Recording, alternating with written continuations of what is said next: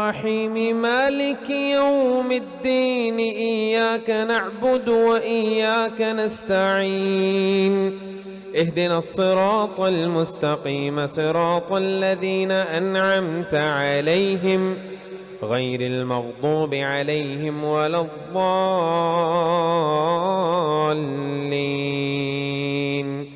آمين. ألف لام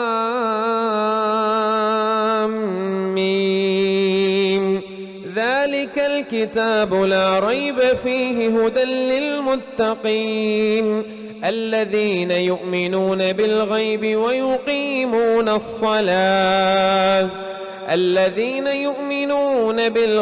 ويقيمون الصلاة ومما رزقناهم ينفقون والذين يؤمنون بما أنزل إليك وما أنزل من قبلك وبالآخرة هم يوقنون أولئك على هدى من ربهم وأولئك هم المفلحون.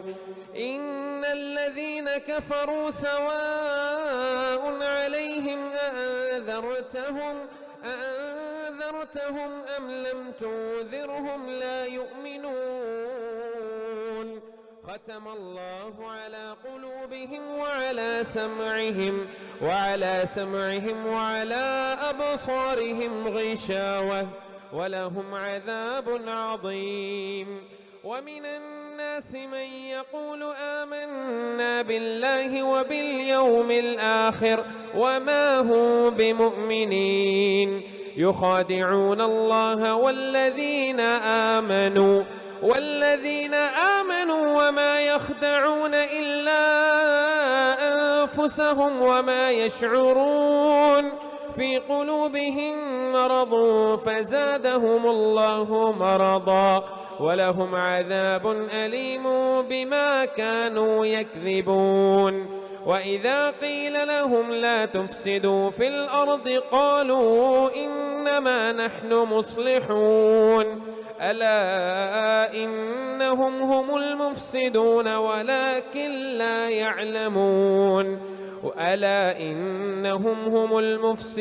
ولكن لا يشعرون.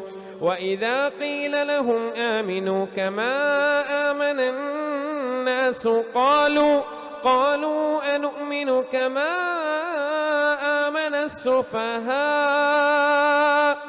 ألا إنهم هم السفهاء ولكن لا يعلمون. وإذا لقوا الذين آمنوا قالوا آمنا وإذا خلوا إلى شياطينهم قالوا إنا معكم إنما نحن مستهزئون. الله يستهزئ بهم ويمدهم في طغيانهم يعمهون. أولئك الذين اشتروا الضلالة بالهدى فما ربحت تجارتهم وما كانوا مهتدين. مثلهم كمثل الذي استوقد نارا فلما أضاءت ما حوله ذهب الله بنورهم وتركهم في ظلمات لا يبصرون. صم بكم عمي فهم لا يرجعون.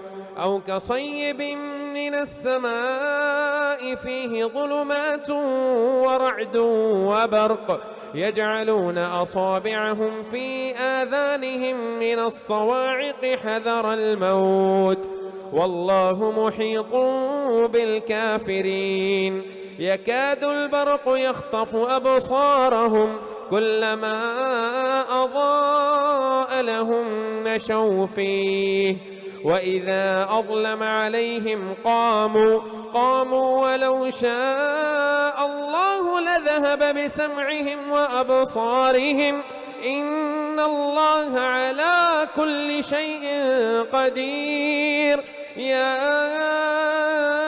أيها الناس اعبدوا ربكم الذي خلقكم والذين من قبلكم لعلكم تتقون الذي جعل لكم الأرض فراشا والسماء بناء وأنزل من السماء ماء فأخرج به من الثمرات رزقا لكم فلا تجعلوا لله أندادا وأنتم تعلمون وإن كنتم في ريب مما نزلنا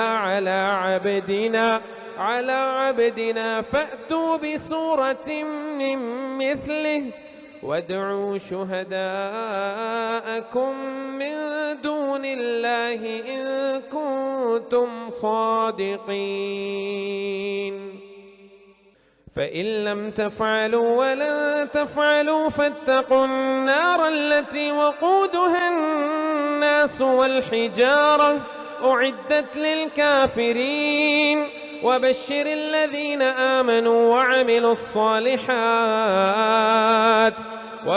الذين آمنوا وعملوا الصالحات أن لهم جنات تجري من تحتها الأنهار كلما رزقوا منها من ثمرة رزقا قالوا هذا الذي رزقنا من قبل وأتوا به متشابها ولهم فيها أزواج مطهرة وهم فيها خالدون إن الله لا يستحيي أن يضرب مثلا ما بعوضة فما فوقها فأما الذين آمنوا فيعلمون أنه الحق من ربهم وأما الذين كفروا فيقولون ماذا أراد الله بهذا مثلا يضل به كثيرا ويهدي به كثيرا وما يضل به إلا الفاسقين الذين ينقضون عهد الله من بعد ميثاقه ويقطعون ما أمر الله به أن يوصل ويفسدون في الأرض أولئك هم الخاسرون كيف تكفرون بالله وكنتم أمواتا فأحياكم ثم يميتكم ثم يحييكم ثم إليه ترجعون هو الذي خلق لكم ما في الأرض جميعا ثم استوى إلى السماء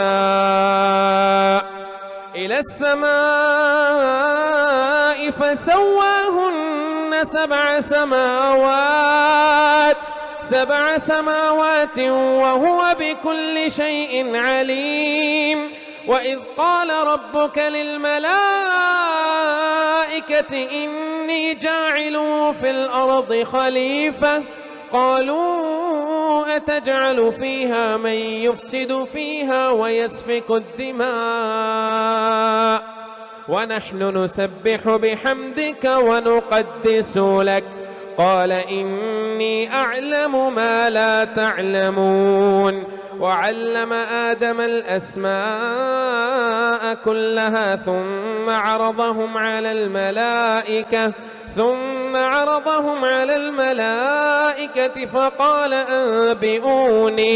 فقال أنبئوني بأسماء هؤلاء إن كنتم صادقين قالوا سبحانك لا علم لنا إلا ما علمتنا إنك أنت العليم الحكيم قال يا آدم أنبئهم بأسمائهم فلما أنبأهم بأسمائهم قال ألم أقل لكم إني أعلم غيب السماوات والأرض وأعلم ما تبدون وما كنتم تكتمون وإذ قلنا للملائكة اسجدوا لآدم فسجدوا إلا إبليس أبى واستكبر وكان من الكافرين. وقلنا يا آدم اسكن أنت وزوجك الجنة وكلا منها رغدا حيث شئتما ولا تقربا هذه الشجرة فتكونا من الظالمين. فأزلهما الشيطان عنها فأخرجهما مما كانا فيه وقلنا اهبطوا بعضكم لبعض عدو ولكم في الأرض مستقر ومتاع إلى حين. فتلقى آدم من ربه كلمات فتاب عليه إنه هو التواب الرحيم. قلنا اهبطوا منها جميعا فإما يأتينكم مني هدى فمن تبع هداي فلا خوف عليهم ولا هم يحزنون. والذين كفروا وكذبوا بآياتنا أولئك أصحاب النار هم فيها خالدون. يا بني إسرائيل اذكروا نعمتي التي أنعمت عليكم وأوفوا بعهدي أوف بعهدكم وإياي فارهبون.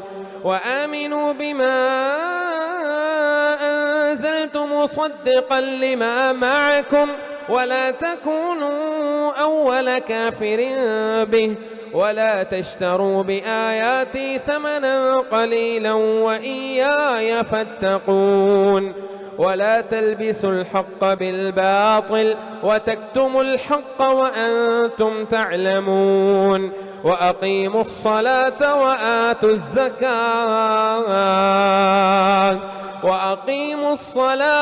وآتوا الزكاة واركعوا مع الراكعين.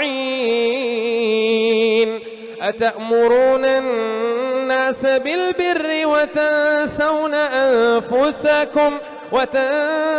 أنفسكم وأنتم تتلون الكتاب أفلا تعقلون. واستعينوا بالصبر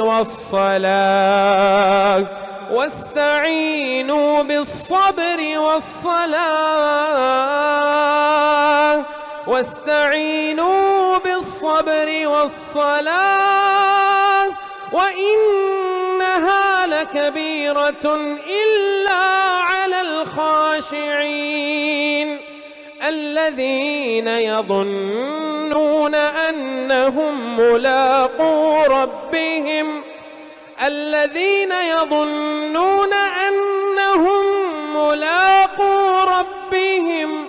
وأنهم إليه راجعون. الذين يظنون أنهم ملاقو ربهم وأنهم إليه راجعون. يا بني إسرائيل اذكروا نعمتي التي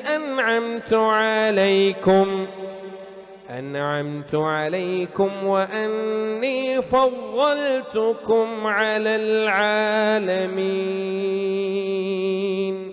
واتقوا يوما لا تجزي نفس عن نفس شيئا ولا يقبل منها شفاعة ولا يؤخذ منها عدل ولا هم ينصرون.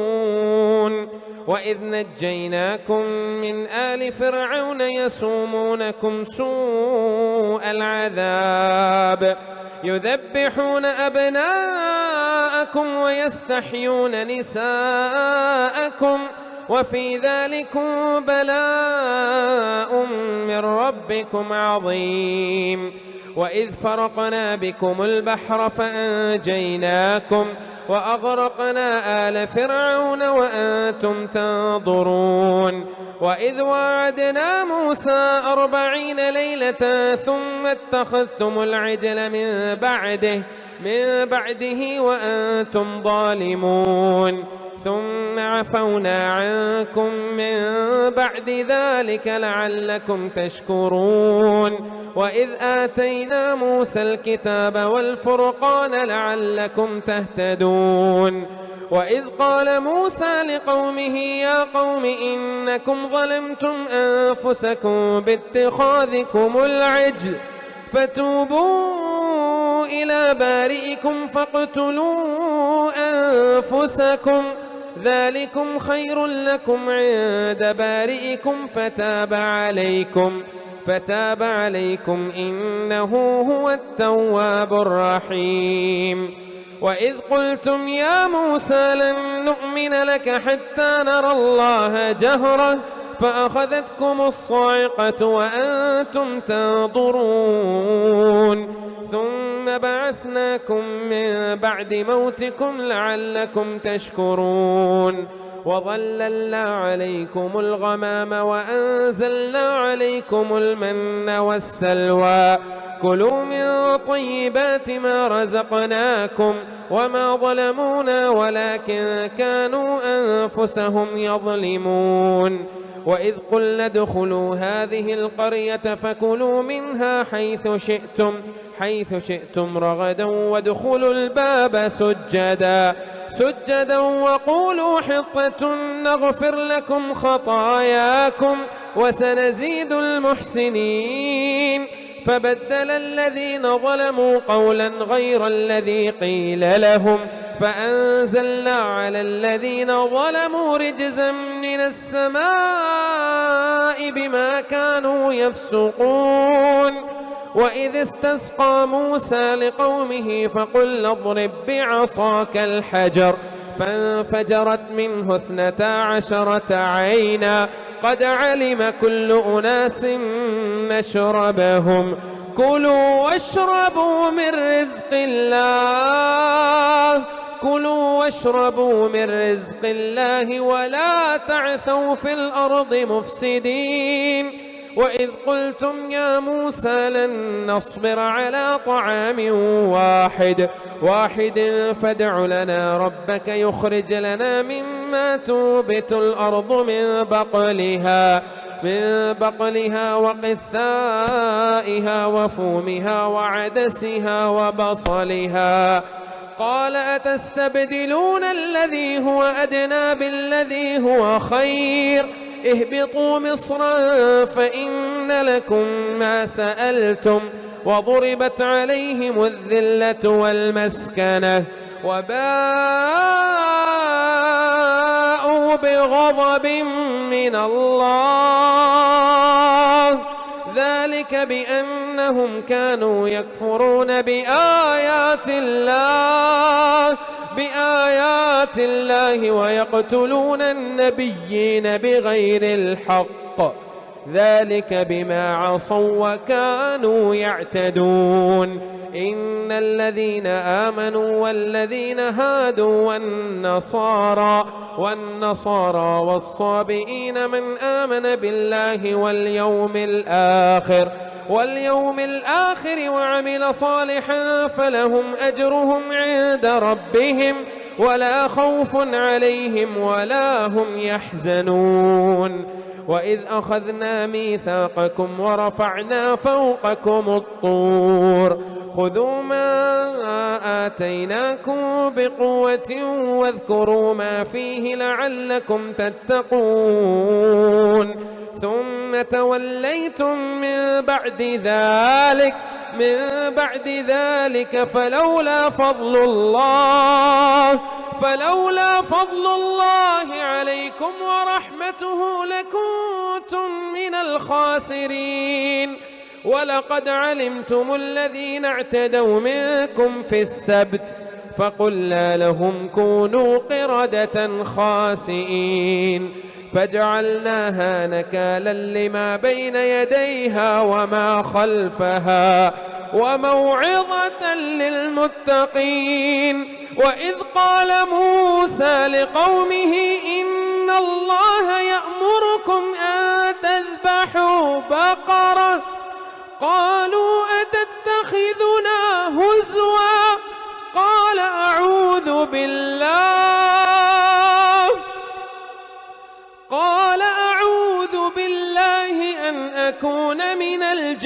جاهلين. قالوا ادع لنا ربك يبين لنا ما هي. قال إنه يقول إنها بقرة لا فارض ولا بكر عوان بين ذلك فافعلوا ما تؤمرون. قالوا ادع لنا ربك يبين لنا ما لونها. قال إنه يقول إنها بقرة صفراء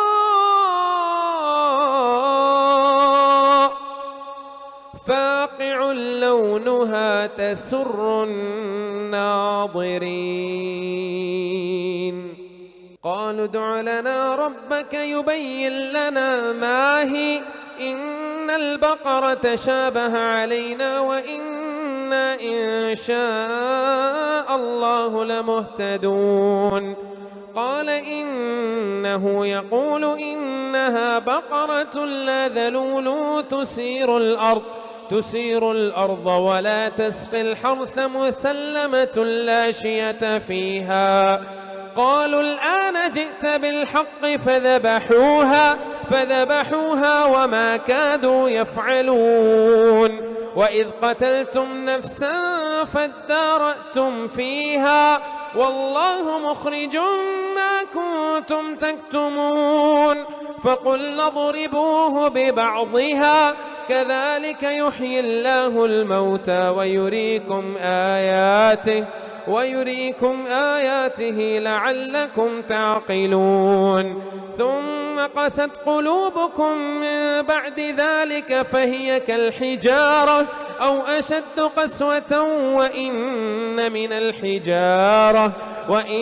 من الحجارة لما يتفجر منه الأنهار وإن منها لما يشقق فيخرج منه الماء وإن منها لما يهبط من خشية الله وما الله بغافل عما تعملون. أفتطمعون أن يؤمنوا لكم وقد كان فريق منهم يسمعون كلام الله ثم يحرفونه من بعد ما عقلوه وهم يعلمون. وإذا لقوا الذين آمنوا قالوا آمنا وإذا خلا بعضهم إلى بعض قالوا أتحدثونه بما فتح الله عليكم ليحاجوكم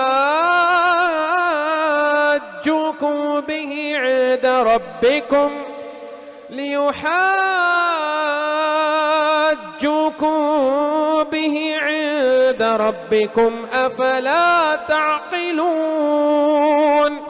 أولا يعلمون أن الله يعلم ما يسرون وما يعلنون.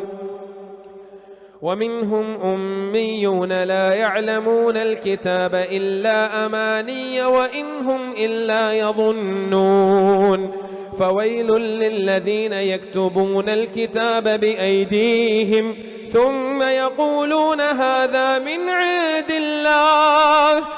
عند الله ليشتروا به ثمنا قليلا فويل لهم مما كتبت أيديهم وويل لهم مما يكسبون. وقالوا لن تمسنا النار إلا أياما معدودة قل أتخذتم عند الله عهدا فلن يخلف الله عهده أم تقولون على الله ما لا تعلمون.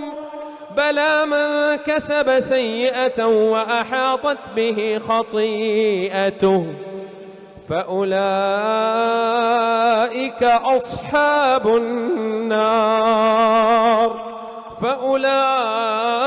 أصحاب النار هم فيها خالدون. والذين آمنوا وعملوا الصالحات أولئك أصحاب الجنة هم فيها خالدون. وإذ أخذنا ميثاق بني إسرائيل لا تعبدون إلا الله وبالوالدين إحسانا وذي القربى واليتامى والمساكين وقولوا للناس حسنا وأقيموا الصلاة وآتوا الزكاة ثم توليتم إلا قليلا منكم وأنتم معرضون. وإذ أخذنا ميثاقكم لا تسفكون دماءكم ولا تخرجون أنفسكم من دياركم ثم أقررتم وأنتم تشهدون.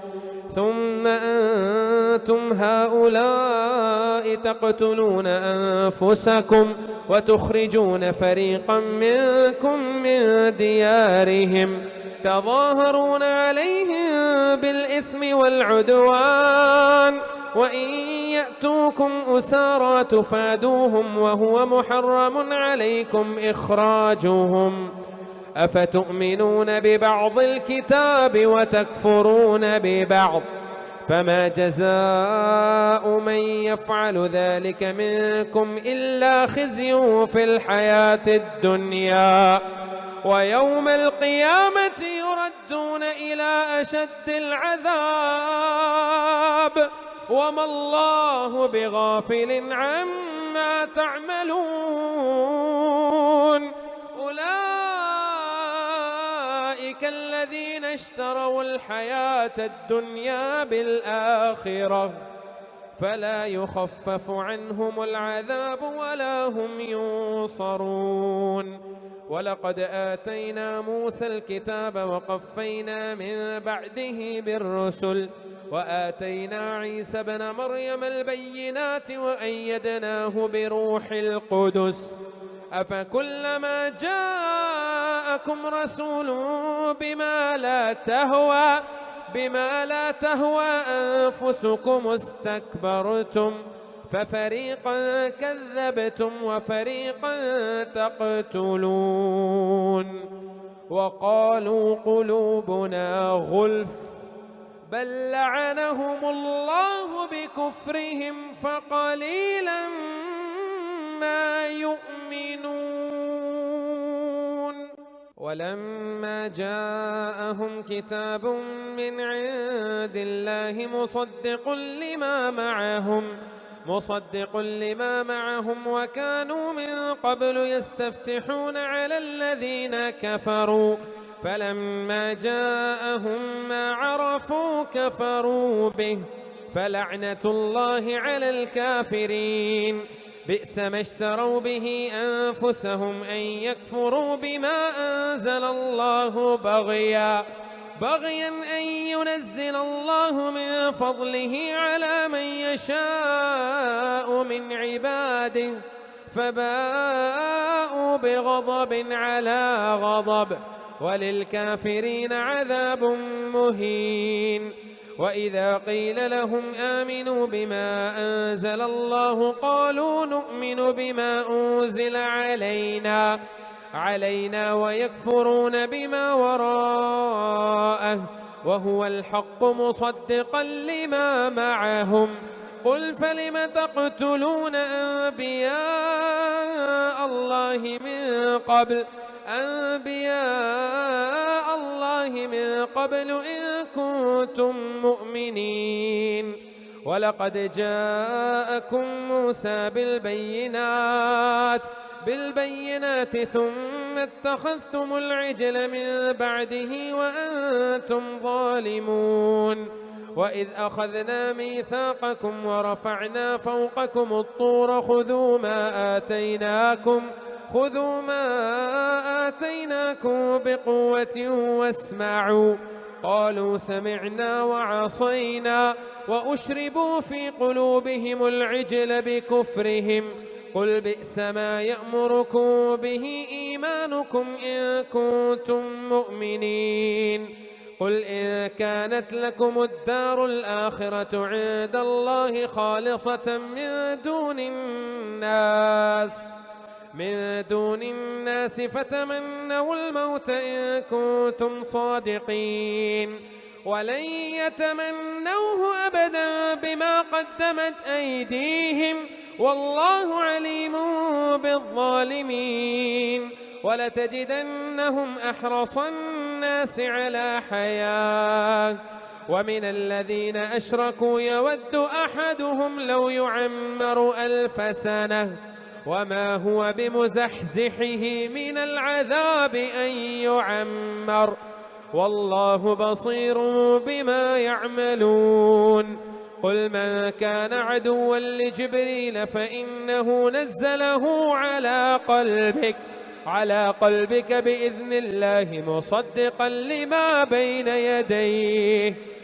يديه وهدى وبشرى للمؤمنين من كان عدوا لله وملائكته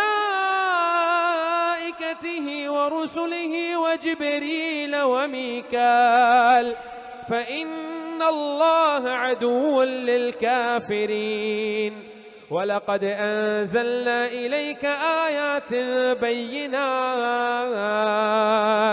وما يكفر بها إلا الفاسقون أو كلما عاهدوا عهدا نبذه فريق منهم بل أكثرهم لا يؤمنون ولما جاءهم رسول من عند الله مصدق لما معهم نبذ فريق من الذين أوتوا كتاب الله وراء ظهورهم كأنهم لا يعلمون واتبعوا ما تتلو الشياطين على ملك سليمان وما كفر سليمان ولكن الشياطين كفروا يعلمون الناس السحر وما أنزل على الملكين ببابل هاروت وماروت وما يعلمان من أحد حتى يقولا إنما نحن فتنة فلا تكفر فيتعلمون منهما ما يفرقون به بين المرء وزوجه وما هم بضارين به من أحد إلا بإذن الله ويتعلمون ما يضرهم ولا ينفعهم ولقد علموا لمن اشتراه ما له في الآخرة من خلاق ولبئس ما شروا به أنفسهم لو كانوا يعلمون ولو أنهم آمنوا واتقوا لمثوبة من عند الله خير لو كانوا يعلمون يا أيها الذين آمنوا لا تقولوا راعنا وقولوا انظرنا واسمعوا وللكافرين عذاب أليم ما يود الذين كفروا من أهل الكتاب ولا المشركين أن ينزل عليكم من خير من ربكم والله يختص برحمته من يشاء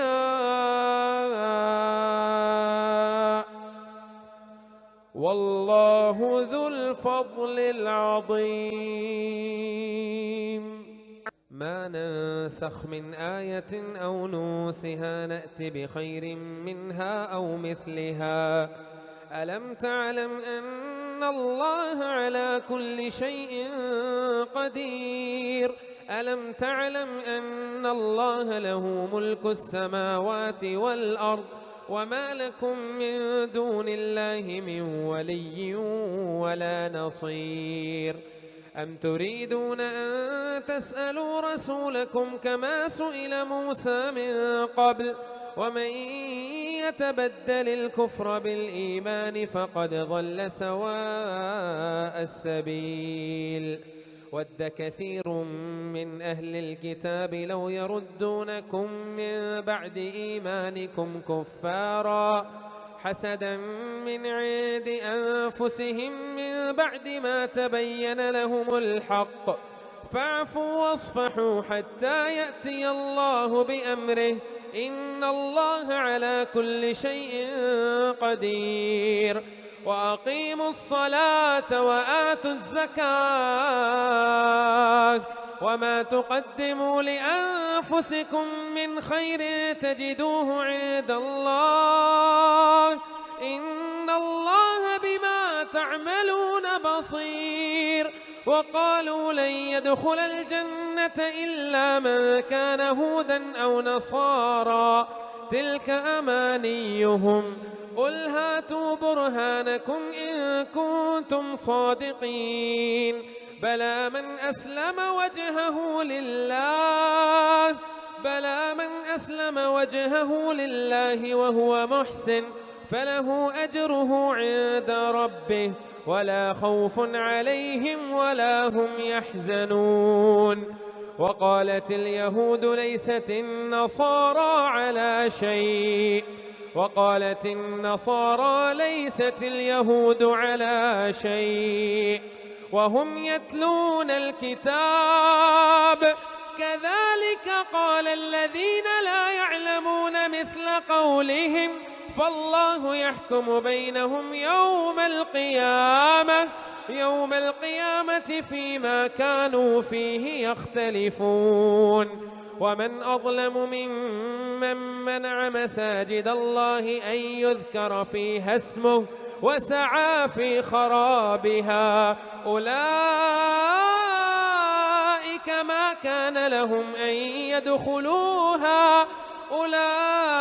ما كان لهم أن يدخلوها إلا خائفين لهم في الدنيا خزي ولهم في الآخرة عذاب عظيم ولله المشرق والمغرب فأينما تولوا فثم وجه الله إن الله واسع عليم وقالوا اتخذ الله ولدا سبحانه بل له ما في السماوات والأرض كل له قانتون بديع السماوات والأرض وإذا قضى أمرا فإنما يقول له كن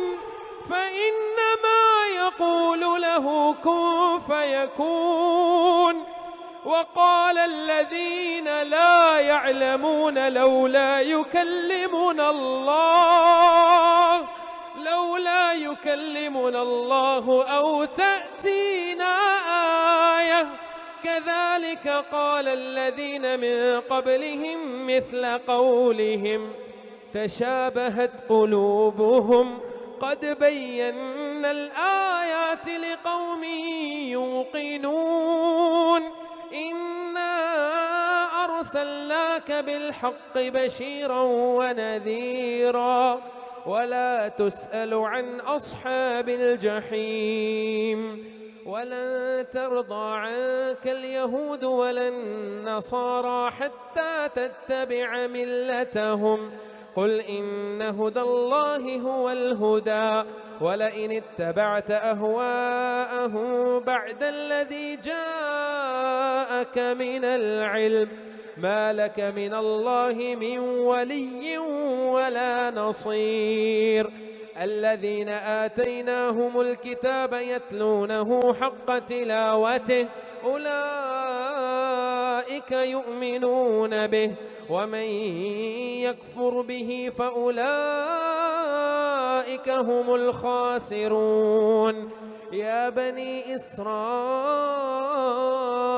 اذكروا نعمتي التي أنعمت عليكم وأني فضلتكم على العالمين واتقوا يوما لا تجزي نفس عن نفس شيئا ولا يقبل منها عدل ولا تنفعها شفاعة ولا هم ينصرون وإذ ابتلى إبراهيم ربه بكلمات فأتمهن قال إني جاعلك للناس إماما قال ومن ذريتي قال لا ينال عهد الظالمين وإذ جعلنا البيت مثابة للناس وأمنا واتخذوا من مقام إبراهيم مصلى وعهدنا إلى إبراهيم وإسماعيل أن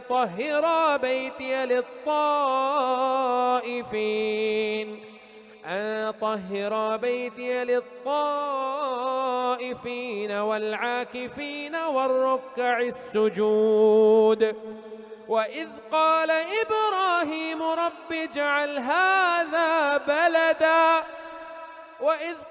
إبراهيم رب اجعل هذا بلدا آمنا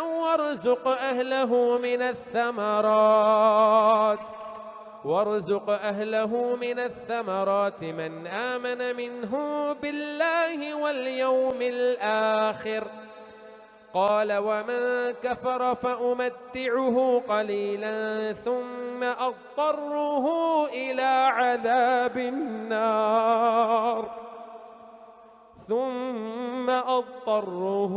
إلى عذاب النار وبئس المصير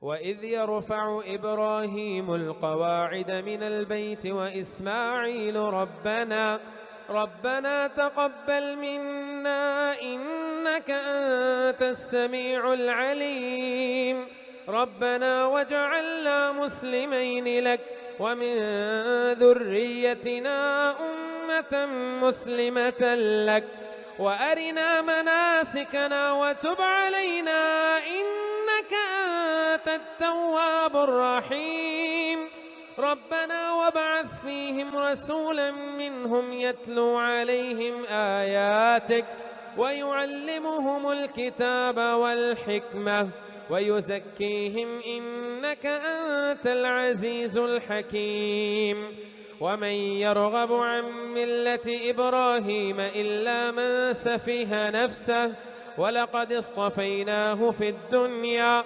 وإنه في الآخرة لمن الصالحين إذ قال له ربه أسلم قال أسلمت لرب العالمين ووصى بها إبراهيم بنيه ويعقوب يا بني إن الله اصطفى لكم الدين فلا تموتن إلا وأنتم مسلمون أم كنتم شهداء إذ حضر يعقوب الموت إذ قال لبنيه ما تعبدون من بعدي قالوا نعبد إلهك وإله آبائك إبراهيم وإسماعيل وإسحاق إلها واحدا ونحن له مسلمون تلك أمة قد خلت لها ما كسبت ولكم ما كسبتم ولا تسألون عما كانوا يعملون وقالوا كونوا هودا أو نصارى تهتدوا قل بل ملة إبراهيم حنيفا وما كان من المشركين قولوا آمنا بالله وما أنزل إلينا وما أنزل إلى إبراهيم وإسماعيل وإسحاق ويعقوب والأسباط وما أوتي موسى وعيسى وما أوتي النبيون من ربهم لا نفرق بين أحد منهم ونحن له مسلمون فإن آمنوا بمثل ما آمنتم به فقد اهتدوا وإن تولوا فإنما هم في شقاق فسيكفيكهم الله وهو السميع العليم صبغة الله ومن أحسن من الله صبغة ونحن له عابدون. قل أتحاجوننا في الله وهو ربنا وربكم ولنا أعمالنا ولكم أعمالكم ونحن له مخلصون. أم تقولون إن إبراهيم وإسماعيل وإسحاق ويعقوب والأسباط كانوا هودا أو نصارى قل أأنتم أعلم أم الله ومن أظلم ممن كتم شهادة عنده من الله وما الله بغافل عما تعملون. تلك أمة قد خلت لها ما كسبت ولكم ما كسبتم ولا تسألون عما كانوا يعملون. سيقول السفهاء من الناس ما ولاهم عن قبلتهم التي كانوا عليها قل لله المشرق والمغرب يهدي من يشاء إلى صراط مستقيم. وكذلك جعلناكم أمة وسطا لتكونوا شهداء على الناس ويكون الرسول عليكم شهيدا. وما جعلنا القبلة التي كنت عليها إلا لنعلم من يتبع الرسول ممن ينقلب على عقبيه وإن كانت لكبيرة إلا على الذين هدى الله وما كان الله ليضيع إيمانكم إن الله بالناس لرؤوف رحيم. قد نرى تقلب وجهك في السماء فلنولينك قبلة ترضاها فول وجهك شطر المسجد الحرام وحيث ما كنتم فولوا وجوهكم شطره وإن الذين أوتوا الكتاب ليعلمون أنه الحق من ربهم وما الله بغافل عما يعملون. ولئن أتيت الذين أوتوا الكتاب بكل آية ما تبعوا قبلتك وما أنت بتابع قبلتهم وما بعضه بتابع قبلة بعض ولئن اتبعت أهواءهم من بعد ما جاءك من العلم إنك إذا لمن الظالمين. الذين آتيناهم الكتاب يعرفونه كما يعرفون أبناءهم وإن فريقا منهم ليكتمون الحق وهم يعلمون.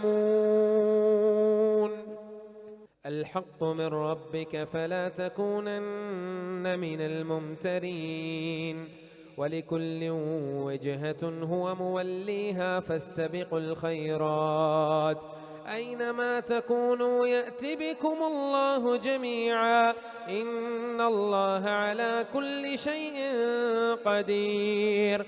ومن حيث خرجت فول وجهك شطر المسجد الحرام وحيث ما كنتم فولوا وجوهكم شطره لئلا يكون للناس عليكم حجة إلا الذين ظلموا منهم فلا تخشوهم واخشوني ولأتم نعمتي عليكم ولعلكم تهتدون. كما أرسلنا فيكم رسولا منكم يتلو عليكم آياتنا ويزكيكم ويعلمكم الكتاب والحكمة ويعلمكم ما لم تكونوا تعلمون. فاذكروني أذكركم واشكروا لي ولا تكفرون. يا أيها الذين آمنوا استعينوا بالصبر والصلاة إن الله مع الصابرين. ولا تقولوا لمن يقتل في سبيل الله أموات بل أحياء ولكن لا تشعرون. ولنبلونكم بشيء من الخوف والجوع ونقص من الأموال والأنفس والثمرات وبشر الصابرين الذين إذا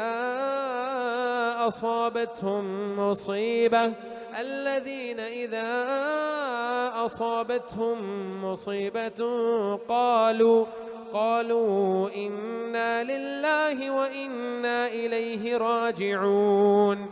أولئك عليهم صلوات من ربهم ورحمة وأولئك هم المهتدون. إن الصفا والمروة من شعائر الله فمن حج البيت أو اعتمر فلا جناح عليه أن يطوف بهما ومن تطوع خيرا فإن الله شاكر عليم. إن الذين يكتمون ما أنزلنا من البينات والهدى من بعد ما بيناه للناس في الكتاب أولئك يلعنهم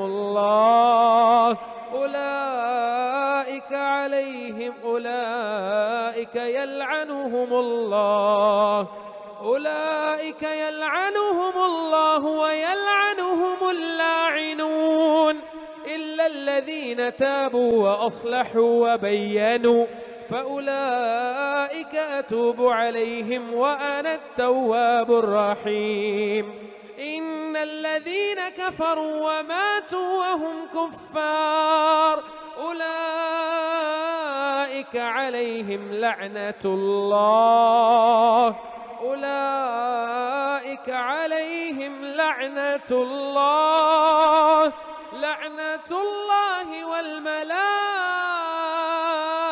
والملائكة والناس أجمعين خالدين فيها لا يخفف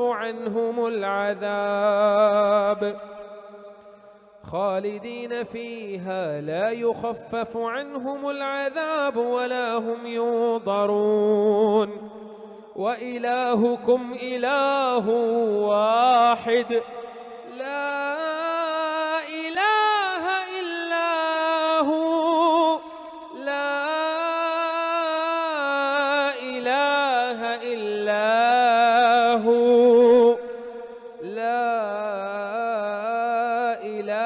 إلا هو الرحمن الرحيم.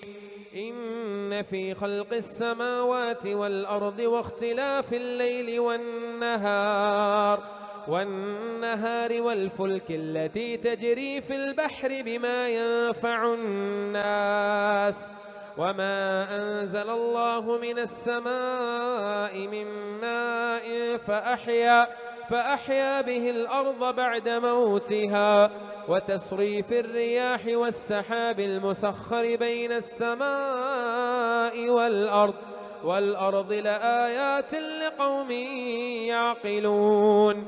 إن في خلق السماوات والأرض واختلاف الليل والنهار والفلك التي تجري في البحر بما ينفع الناس وما أنزل الله من السماء من ماء فأحيا به الأرض بعد موتها وتصريف الرياح والسحاب المسخر بين السماء والأرض لآيات لقوم يعقلون. ومن الناس من يتخذ من دون الله أندادا يحبونهم كحب الله والذين آمنوا أشد حبا لله ولو يرى الذين ظلموا إذ يرون العذاب أن القوة لله جميعا وأن الله شديد العذاب إذ تبرأ الذين اتبعوا من الذين اتبعوا ورأوا العذاب وتقطعت بهم الأسباب وقال الذين اتبعوا لو أن لنا كرة فنتبرأ منهم كما تبرأوا منا كذلك يريهم الله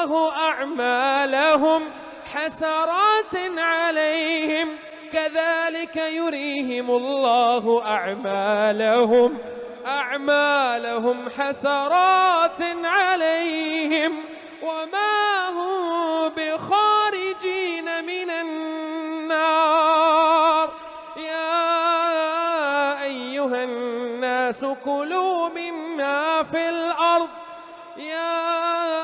أيها الناس كلوا مما في الأرض حلالا طيبا ولا تتبعوا خطوات الشيطان إنه لكم عدو مبين إنما يأمركم بالسوء والفحشاء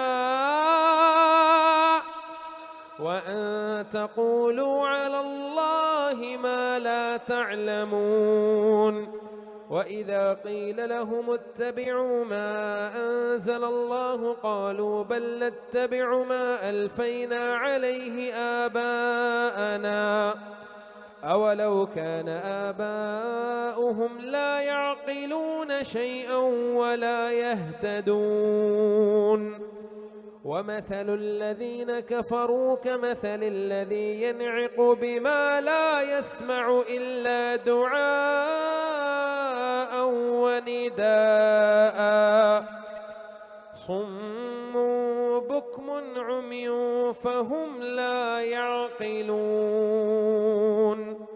يا أيها الذين آمنوا كلوا من طيبات ما رزقناكم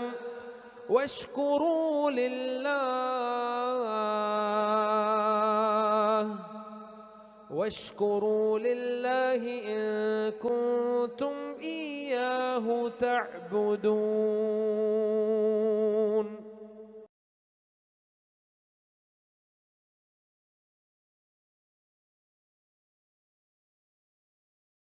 وما أهل به لغير الله فمن اضطر غير باغ ولا عاد فلا إثم عليه إن الله غفور رحيم إن الذين يكتمون ما أنزل الله من الكتاب ويشترون به ثمنا قليلا أولئك ما يأكلون في بطونهم إلا النار ولا يكلمهم الله يوم القيامة ولا يزكيهم ولهم عذاب أليم أولئك الذين اشتروا الضلالة بالهدى والعذاب بالمغفرة فما أصبرهم على النار ذلك بأن الله نزل الكتاب بالحق وإن الذين اختلفوا في الكتاب لفي شقاق بعيد ليس البر أن تولوا وجوهكم قبل المشرق والمغرب ولكن البر من آمن بالله واليوم الآخر والملائكة والكتاب والنبيين وآتى المال على حبه ذوي القربى واليتامى والمساكين وابن السبيل والسائلين السائلين وفي الرقاب وأقام الصلاة وآتى الزكاة والموفون بعهدهم إذا عاهدوا والصابرين في البأساء والضراء وحين البأس أولئك الذين صدقوا وأولئك هم المتقون. يا أيها الذين آمنوا كتب عليكم القصاص في القتلى الحر بالحر والعبد بالعبد والأنثى بالأنثى فمن عفي له من أخيه شيء فاتباع بالمعروف وأداء إليه بإحسان ذلك تخفيف من ربكم ورحمة فمن اعتدى بعد ذلك فله عذاب أليم. ولكم في القصاص حياة يا أولي الألباب لعلهم يتقون. ولكم في القصاص حياة يا أولي الألباب لعلكم تتقون. كتب عليكم إذا حضر أحدكم الموت إن ترك خيرا الوصية للوالدين والأقربين بالمعروف حقا على المتقين فمن بدله بعدما سمعه فإنما إثمه على الذين يبدلونه إن الله سميع عليم. فمن خاف من موص جنفا أو إثما فأصلح بينهم فلا إثم عليه إن الله غفور رحيم. يا أيها الذين آمنوا كتب عليكم الصيام كما كتب على الذين من قبلكم لعلكم تتقون أياما معدودات فمن كان منكم مريضا أو على سفر فعدة من أيام أخر وعلى الذين يطيقونه فدية طعام مسكين فمن تطوع خيرا فهو خير له وأن تصوموا خير لكم إن كنتم تعلمون. شهر رمضان الذي أنزل فيه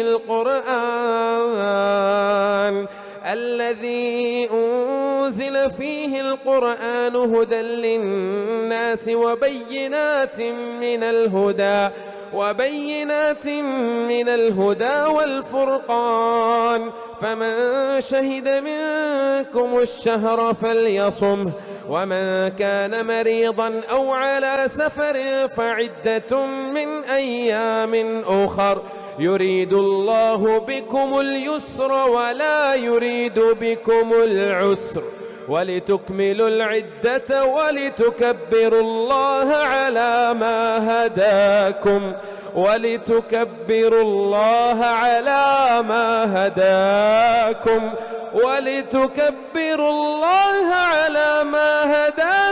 ولعلكم تشكرون. وإذا سألك عبادي عني فإني قريب أجيب دعوة الداع إذا دعان فليستجيبوا لي وليؤمنوا بي لعلهم يرشدون.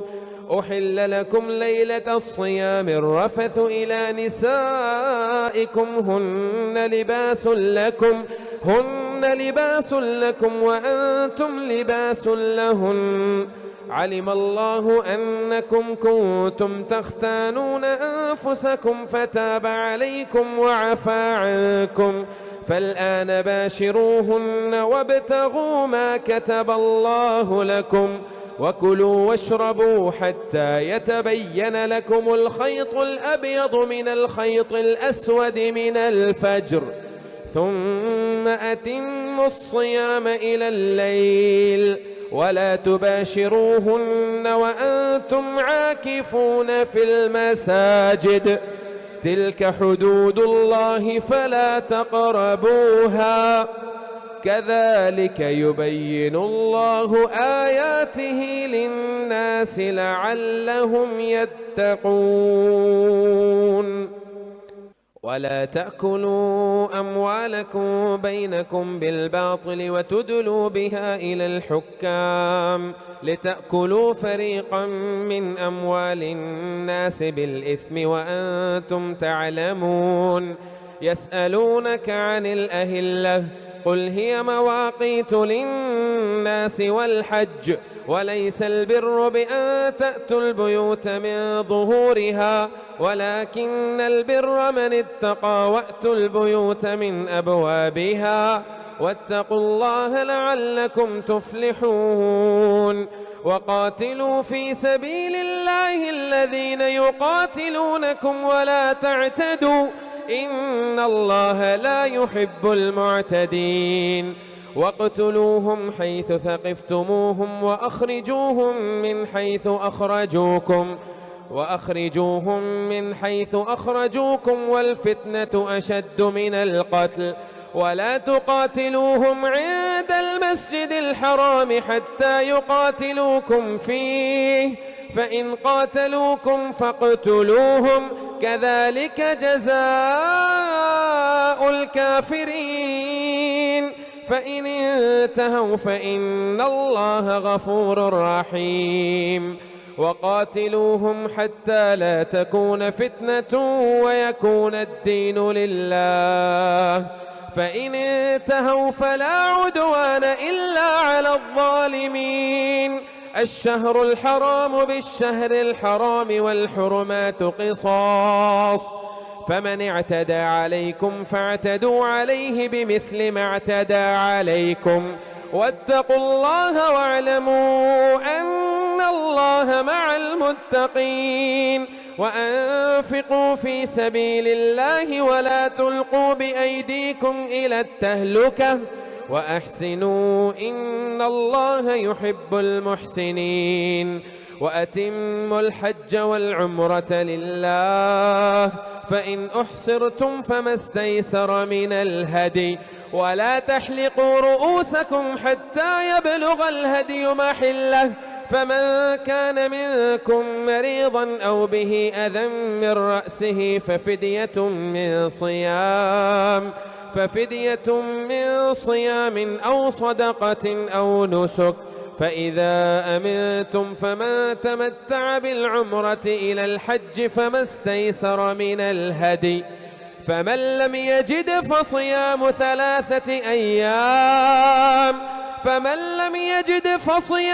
3 أيام في الحج و7 إذا رجعتم تلك 10 كاملة ذلك لمن لم يكن أهله حاضر المسجد الحرام واتقوا الله واعلموا أن الله شديد العقاب الحج أشهر معلومات فمن فرض فيهن الحج فلا رفث ولا فسوق ولا جدال في الحج وما تفعلوا من خير يعلمه الله وتزودوا فإن خير الزاد التقوى واتقون يا أولي الألباب ليس عليكم جناح أن تبتغوا فضلا من ربكم فإذا أفضتم من عرفات فاذكروا الله عند المشعر الحرام واذكروه كما هداكم وإن كنتم من قبله لمن الضالين ثم أفيضوا من حيث أفاض الناس واستغفروا الله إن الله غفور رحيم فإذا قضيتم مناسككم فاذكروا الله كذكركم آباءكم أو أشد ذكرا فمن الناس من يقول ربنا آتنا في الدنيا وما له في الآخرة من خلاق ومنهم من يقول ربنا آتنا في الدنيا حسنة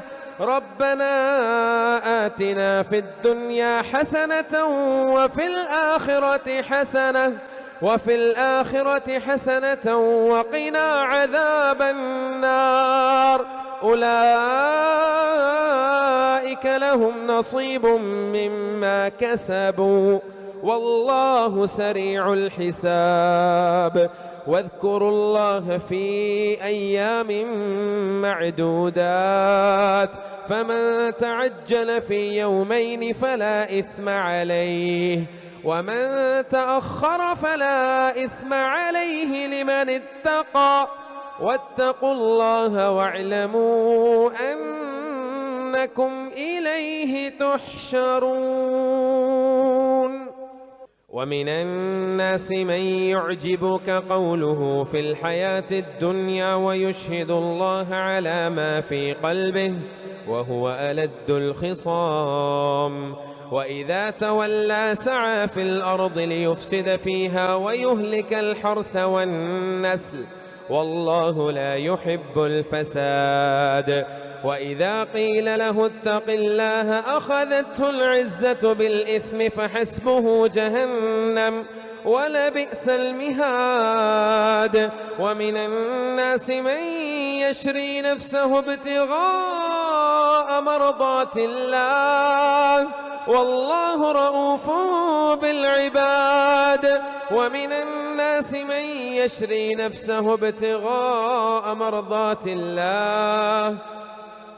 الناس من يشري نفسه ابتغاء مرضات الله والله رؤوف بالعباد يا أيها الذين آمنوا ادخلوا في السلم كافة ولا تتبعوا خطوات الشيطان إنه لكم عدو مبين فإن زللتم من بعد ما جاءتكم البينات فاعلموا أن الله عزيز حكيم هل ينظرون إلا أن يأتيهم الله في ظلل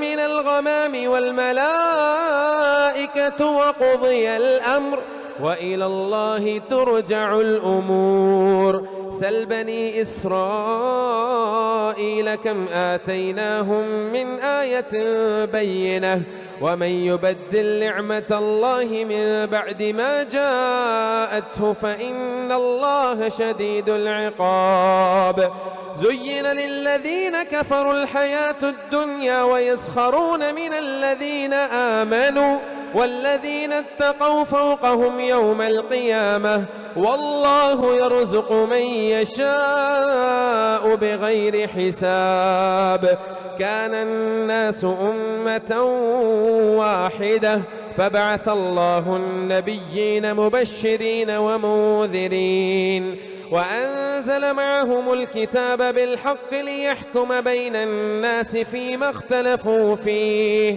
وما اختلف فيه إلا الذين أوتوه من بعد ما جاءتهم البينات بغيا بينهم فهدى الله الذين آمنوا لما اختلفوا فيه من الحق بإذنه والله يهدي من يشاء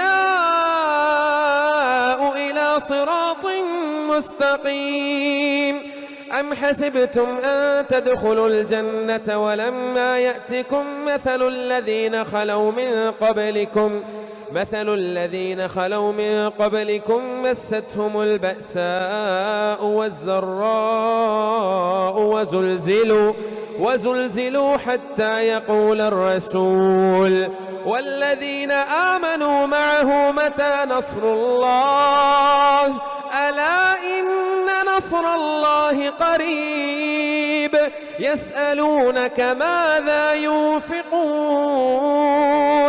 قل ما أنفقتم من خير فللوالدين والأقربين واليتامى والمساكين وابن السبيل وما تفعلوا من خير فإن الله به عليم. كتب عليكم القتال وهو كره لكم وعسى أن تكرهوا شيئا وهو خير لكم وعسى أن تحبوا شيئا وهو شر لكم والله يعلم وأنتم لا تعلمون. يسألونك عن الشهر الحرام قتال فيه قل قتال فيه كبير وصد عن سبيل الله وكفر به والمسجد الحرام وإخراج أهله منه أكبر عند الله والفتنة أكبر من القتل ولا يزالون يقاتلونكم حتى يردوكم عن دينكم إن استطاعوا ومن يرتدد منكم عن دينه فيمت وهو كافر فأولئك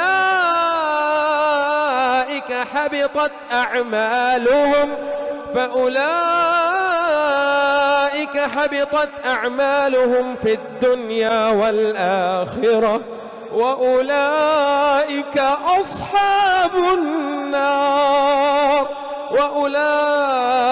أصحاب النار هم فيها خالدون.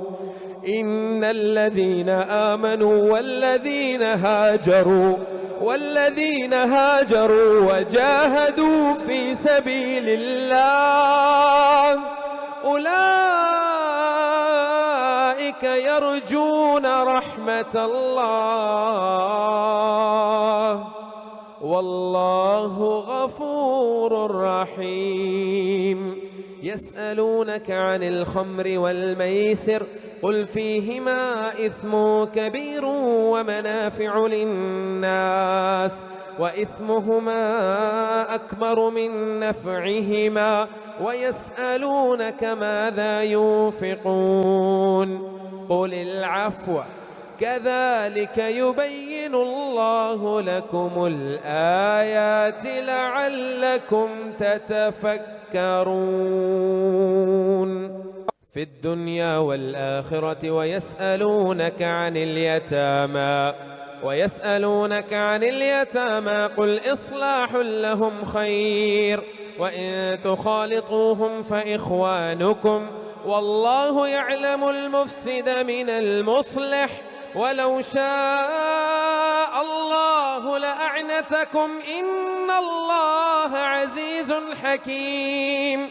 ولا تنكحوا المشركات حتى يؤمن ولأمة مؤمنة خير من مشركة ولو أعجبتكم ولا تنكحوا المشركين حتى يؤمنوا ولعبد مؤمن خير من مشرك ولو أعجبكم أولئك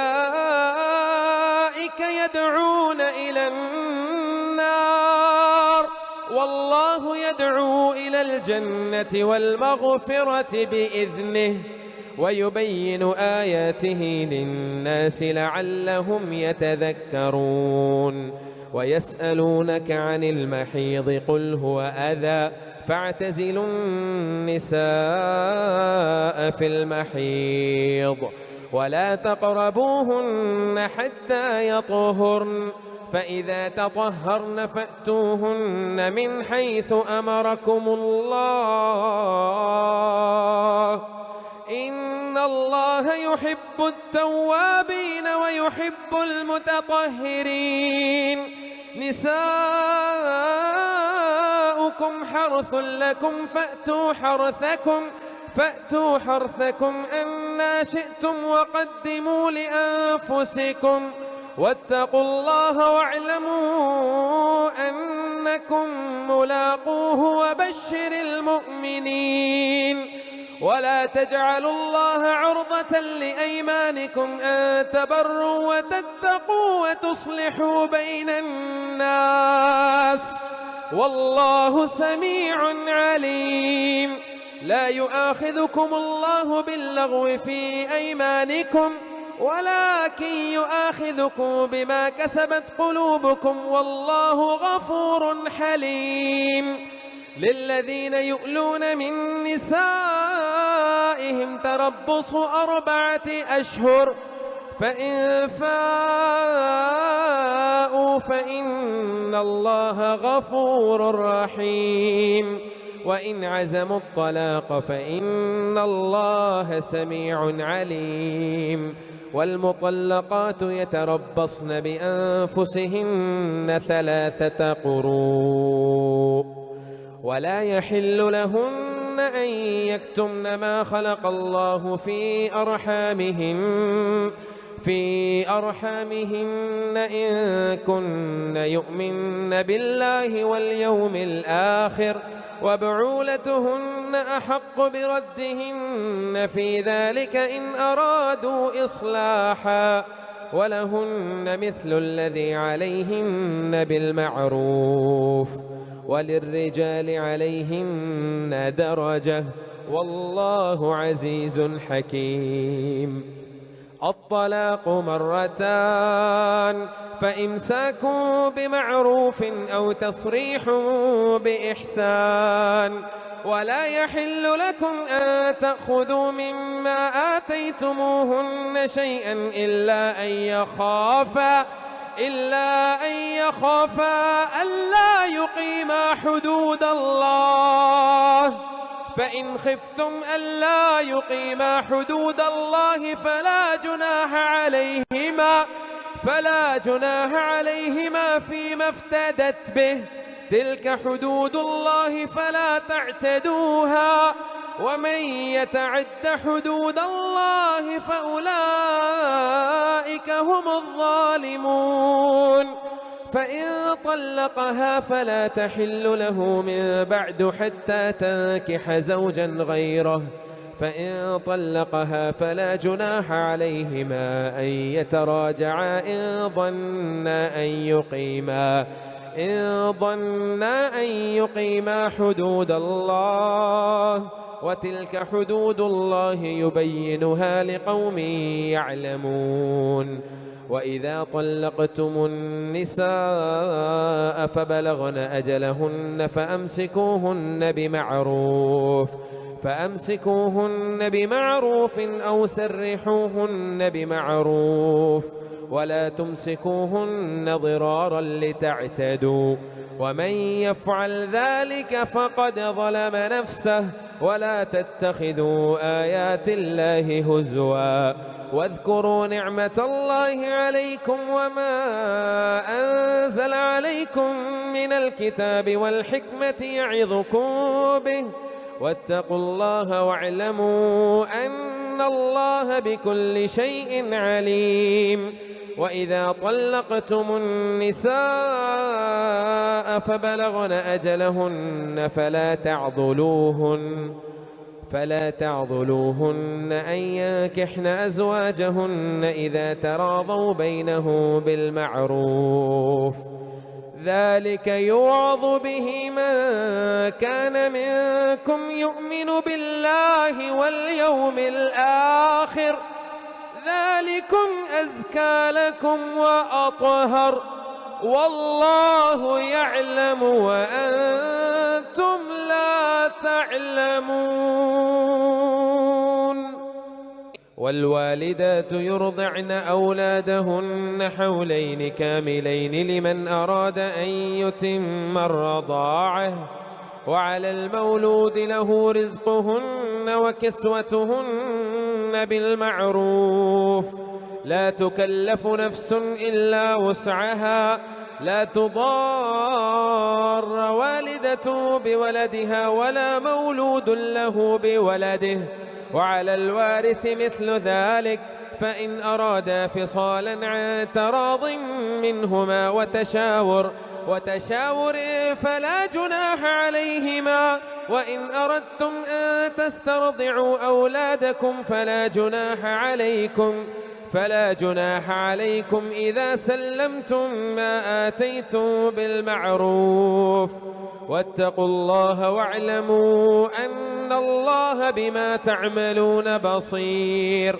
والذين يتوفون منكم ويذرون أزواجا يتربصن بأنفسهن 4 أشهر وعشرا، فإذا بلغن أجلهن فلا جناح عليكم فيما فعلن في أنفسهن بالمعروف، والله بما تعملون خبير.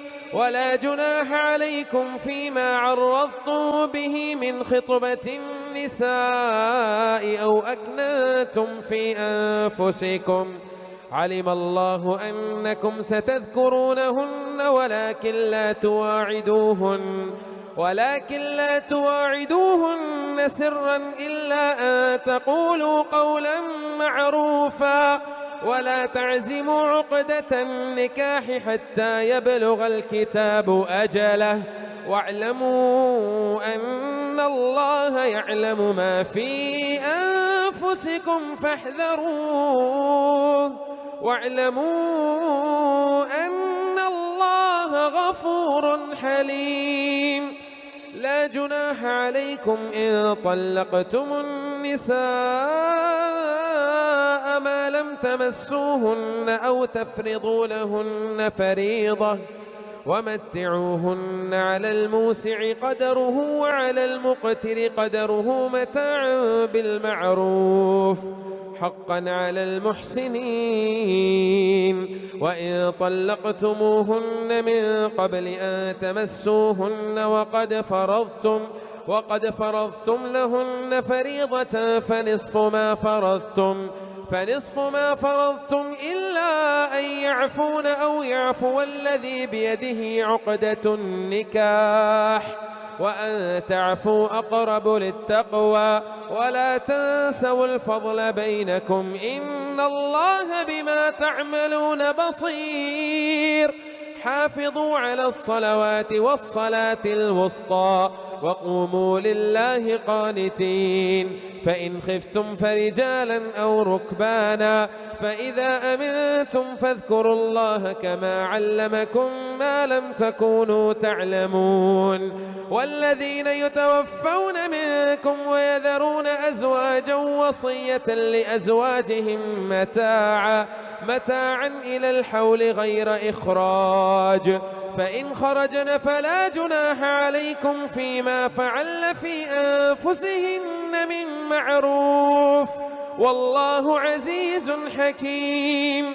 وللمطلقات متاع بالمعروف حقا على المتقين، كذلك يبين الله لكم آياته لعلكم تعقلون.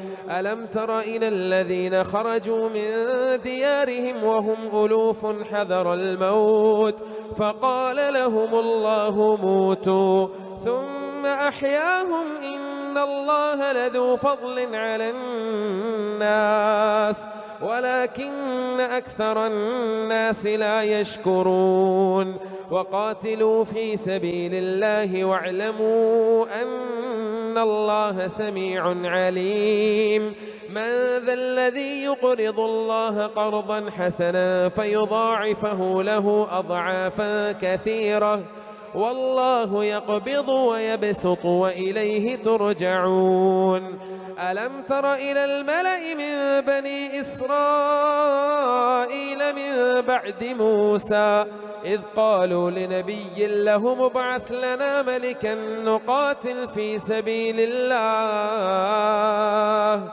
قال هل عسيتم إن كتب عليكم القتال ألا تقاتلوا قالوا وما لنا ألا نقاتل في سبيل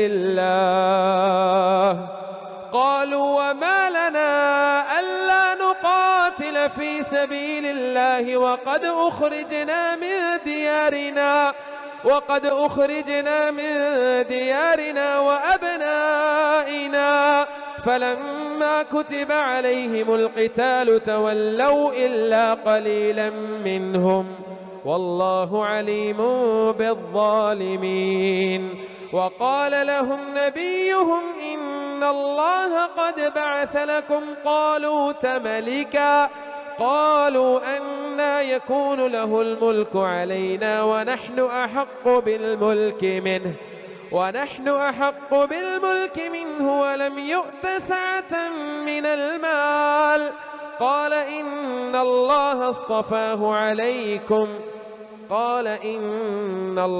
اصطفاه عليكم وزاده بسطة في العلم والجسم والله يؤتي ملكه من يشاء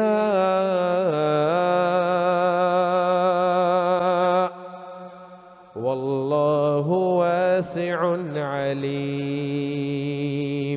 وقال لهم نبيهم إن آية ملكه أن يأتيكم التابوت فيه سكينة من ربكم وبقية مما ترك آل موسى وآل هارون تحمله الملائكة إن في ذلك لآية لكم إن كنتم مؤمنين. فلما فصل طالوت بالجنود قال إن الله مبتليكم بنهر فمن شرب منه فليس مني ومن لم يطعمه فإنه مني إلا من اغترف غرفة بيده فشربوا منه إلا قليلا منهم. فلما جاوزه هو والذين آمنوا معه قالوا لا طاقة لنا اليوم بجالوت وجنوده.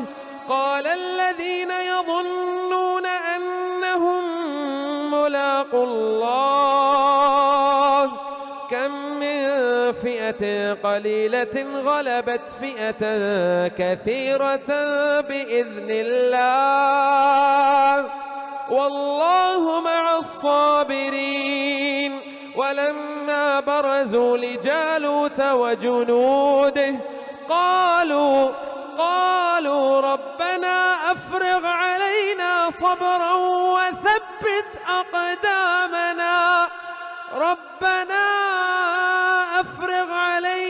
صبرا وثبت أقدامنا وانصرنا على القوم الكافرين. فهزموهم بإذن الله وقتل داود جالوت وآتاه الله الملك والحكمة وعلمه مما يشاء. ولولا دفع الله الناس بعضه ببعض لفسدت الأرض ولكن الله ذو فضل على العالمين. تلك آيات الله نتلوها عليك بالحق وإنك لمن المرسلين. تلك الرسل فضلنا بعضهم على بعض منهم من كلم الله ورفع بعضهم درجات وآتينا عيسى ابن مريم البينات وأيدناه بروح القدس ولو شاء الله ما اقتتل الذين من بعدهم من بعد ما جاءتهم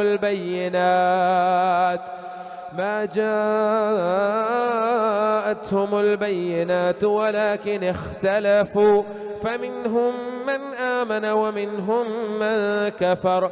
ولو شاء الله ما اقتتلوا ولكن الله يفعل ما يريد. يا أيها الذين آمنوا أنفقوا مما رزقناكم من قبل أن يأتي يوم لا بيع فيه ولا خلة ولا شفاعة والكافرون هم الظالمون. الله لا إله إلا هو الحي القيوم لا تأخذه سنة ولا نوم له ما في السماوات وما في الأرض. من ذا الذي يشفع عنده إلا بإذنه يعلم ما بين أيديهم وما خلفهم ولا يحيطون بشيء من علمه إلا بما شاء وسع كرسيه السماوات والأرض ولا يؤوده حفظهما وهو العلي العظيم. لا إكراه في الدين، قد تبين الرشد من الغي، فمن يكفر بالطاغوت ويؤمن بالله فقد استمسك بالعروة الوثقى لا انفصام لها، والله سميع عليم.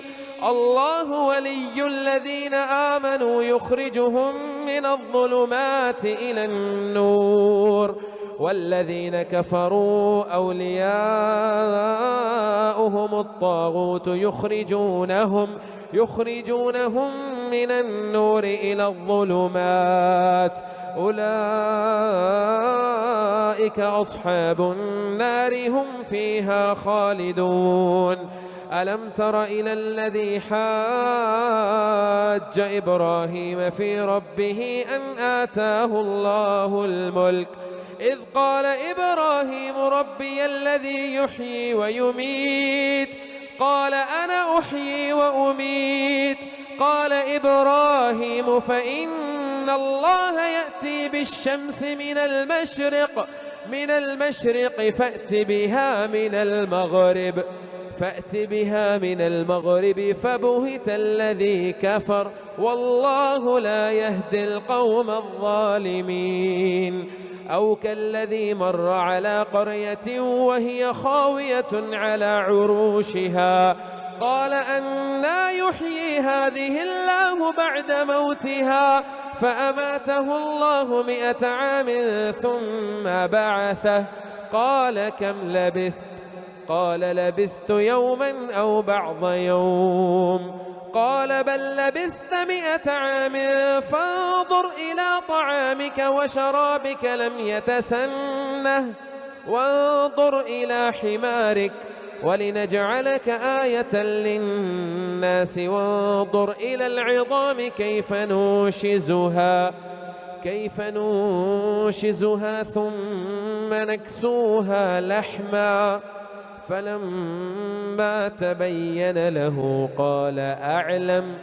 قال أعلم أن الله على كل شيء قدير. وإذ قال إبراهيم رب أرني كيف تحيي الموتى، قال أولم تؤمن؟ قال بلى ولكن ليطمئن قلبي. قال فخذ 4 من الطير فصرهن إليك ثم اجعل على كل جبل منهن جزءا ثم ادعهن يأتينك سعيا، واعلم أن الله عزيز حكيم. مثل الذين ينفقون أموالهم في سبيل الله كمثل حبة أنبتت 7 سنابل في كل سنبلة 100 حبة، والله يضاعف لمن يشاء، والله واسع عليم. الذين ينفقون أموالهم في سبيل الله ثم لا يتبعون ما أنفقوا منا ولا أذى، لهم أجرهم عند ربهم ولا خوف عليهم ولا هم يحزنون. قول معروف ومغفرة خير من صدقة يتبعها أذى، قول معروف ومغفرة خير من صدقة يتبعها أذى، والله غني حليم.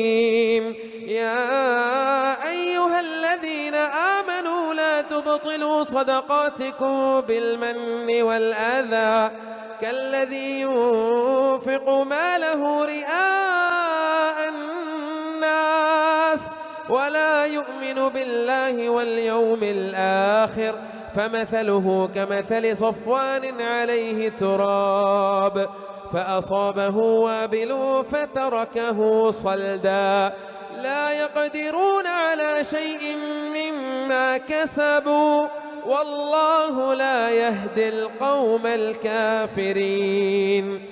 ومثل الذين ينفقون أموالهم ابتغاء مرضات الله وتثبيتا من أنفسهم كمثل جنة بربوة أصابها وابل فآتت أكلها ضعفين فإن لم يصبها وابل فطل والله بما تعملون بصير.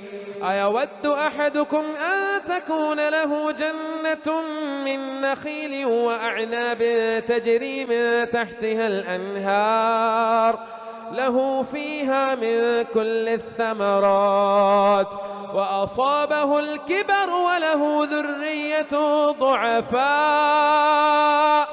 فأصابها إعصار فيه نار فاحترقت كذلك يبين الله لكم الآيات لعلكم تتفكرون. يا أيها الذين آمنوا أنفقوا من طيبات ما كسبتم ومما أخرجنا لكم من الأرض ولا تيمموا الخبيث منه تنفقون ولستم بآخذه إلا أن تغمضوا فيه واعلموا أن الله غني حميد. الشيطان يعدكم الفقر ويأمركم بالفحشاء والله يعدكم مغفرة منه وفضلا والله واسع عليم. يؤتي الحكمة من يشاء ومن يؤت الحكمة فقد أوتي خيرا كثيرا وما يذكر إلا أولو الألباب.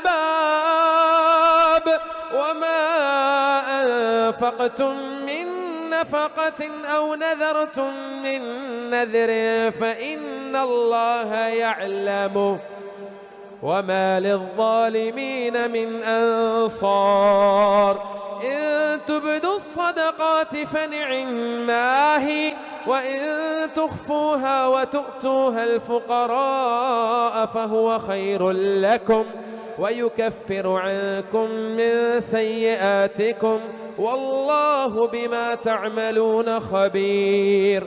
ليس عليك هداهم ولكن الله يهدي من يشاء وما تنفقوا من خير فلأنفسكم وما تنفقون إلا ابتغاء وجه الله وما تنفقوا من خير يوفى إليكم وأنتم لا تظلمون. للفقراء الذين أحصروا في سبيل الله لا يستطيعون ضربا في الأرض يحسبهم الجاهل أغنياء من التعفف تعرفه بسيماهم لا يسألون الناس إلحافا وما تنفقوا من خير فإن الله به عليم. الذين ينفقون أموالهم بالليل والنهار سرا وعلانية فلهم أجرهم عند ربهم ولا خوف عليهم ولا هم يحزنون. الذين يأكلون الربا لا يقومون إلا كما يقوم الذي يتخبطه الشيطان من المس ذلك بأنهم قالوا إنما البيع مثل الربا وأحل الله البيع وحرم الربا فمن جاءه موعظة من ربه فانتهى فله ما سلف وأمره إلى الله، ومن عاد فأولئك أصحاب النار هم فيها خالدون. يمحق الله الربا ويربي الصدقات، والله لا يحب كل كفار أثيم. إن الذين آمنوا وعملوا الصالحات وأقاموا الصلاة وآتوا الزكاة لهم أجرهم عند ربهم ولا خوف عليهم ولا هم يحزنون. يا أيها الذين آمنوا اتقوا الله وذروا ما بقي من الربا إن كنتم مؤمنين، فإن لم تفعلوا فأذنوا بحرب من الله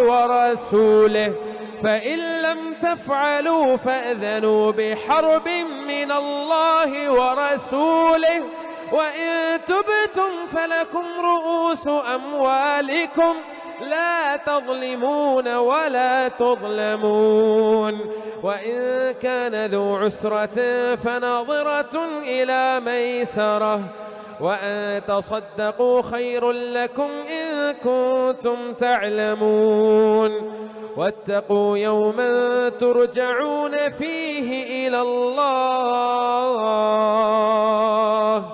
ثم توفى كل نفس ما كسبت وهم لا يظلمون. يا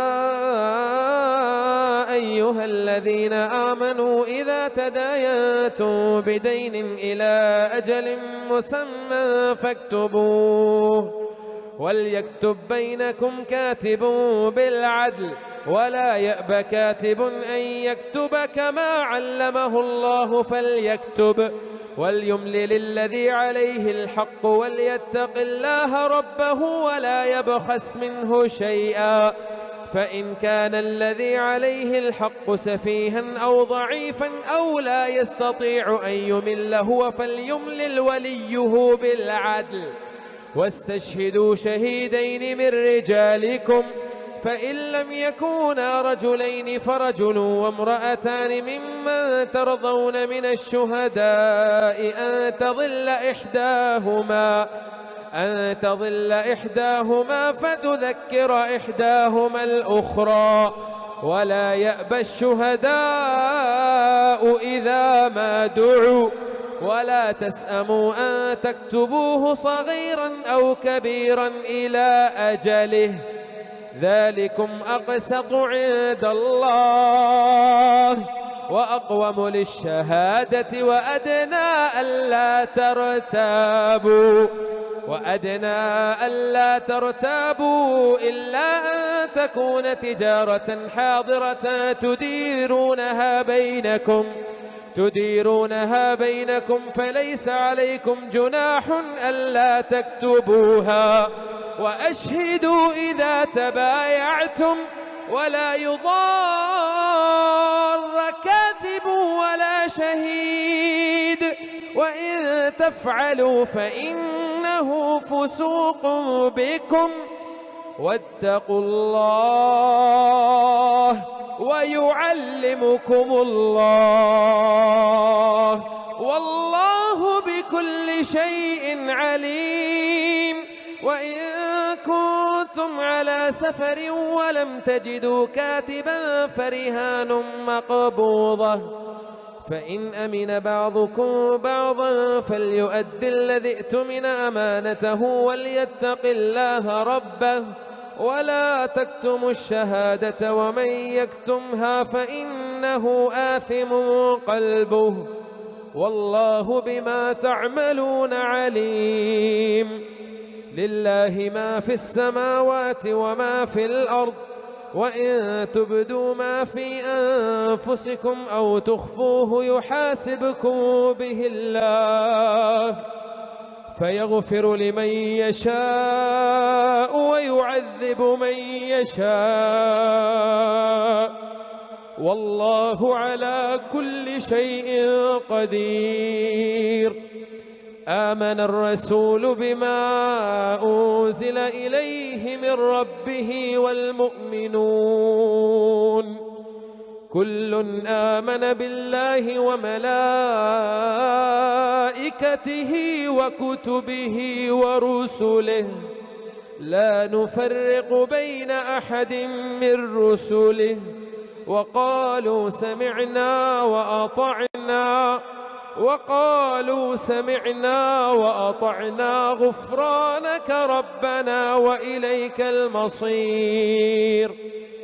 لا يكلف الله نفسا إلا وسعها لها ما كسبت وعليها ما اكتسبت ربنا لا تؤاخذنا إن نسينا أو أخطأنا. لا يكلف الله نفسا إلا وسعها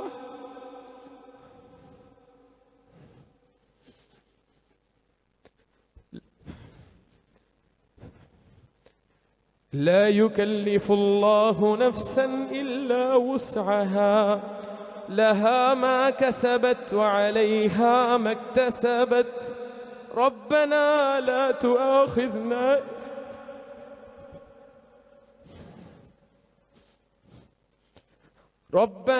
لا تؤاخذنا إن نسينا أو أخطأنا ربنا ولا تحمل علينا إصرا كما حملته على الذين من قبلنا ربنا ولا تحملنا ما لا طاقة لنا به ربنا ولا تحملنا ما لا طاقة لنا به واعف عنا واغفر لنا وارحمنا